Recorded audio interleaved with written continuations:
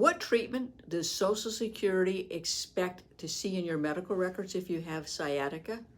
Do you have sciatica? As I've said in earlier videos about this topic, I've had it, and it's characterized by pain, numbness, and weakness that goes down the sciatic nerve. And that sciatic nerve extends basically from your lower back down the buttocks, down the back of your legs. It felt like my leg was on fire. I could hardly move. I wanted to kill myself. My pain was so bad.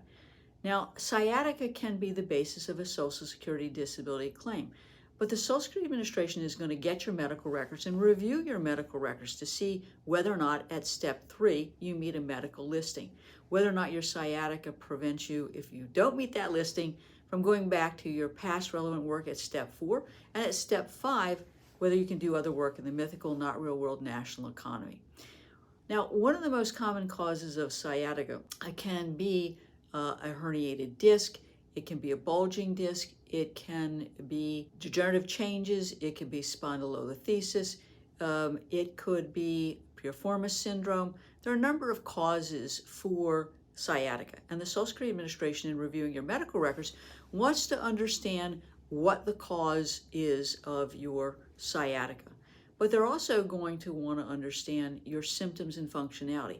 What are those symptoms? How do they impact your functionality? So for example, in my case, I could hardly walk. I couldn't sit. My most comfortable position was on my back with my legs up over a coffee table. And obviously that would impair your ability to work. But the Social Security Administration is also going to look at the examination findings that the doctor has made to see if there is an objective basis of the sciatica and what the objective physical findings are on examination. Because after all, Social Security gets a lot of back claims, and sometimes I think they tend to think that anybody who has back pain is applying for Social Security disability benefits, and they don't really appreciate the nature of your symptoms or functionality, the nature of the treatment that you're getting, and your response to that treatment. They want you to be treated by a specialist who specializes in back conditions. And that might mean that you are seeing an orthopedic surgeon, a neurosurgeon, or a pain management doctor.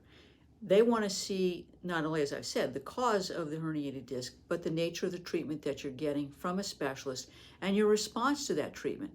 They're going to want to see whether or not you have undergone a course of medication, a course of physical therapy, whether or not you have had injections, whether you might have had procedures like radiofrequency ablations, whether or not ultimately you've had back surgery to address the cause of your sciatica. And of course, they want to understand your response to all of that treatment, including your response to pain medication. They'll expect a level of treatment. Now, you do have the right to refuse treatment of an invasive nature, like injections or surgery, but I will tell you, they don't look kindly on that. If you've got a good explanation as to why you don't want to undergo that surgery, that's great. But that means they'll expect that you're even more compliant with physical therapy, medications, and other forms of treatment. So having the right doctor, having your medical records document symptoms and functionality, getting treatment, documenting your response to that treatment, and having your doctor address your residual functional capacity, what it is you can do or not do, is crucial to getting your Social Security disability benefits for sciatica. Make sure that your medical records and medical providers support your claim. If you have any questions, call me at 727-894-3188 for a complimentary consultation.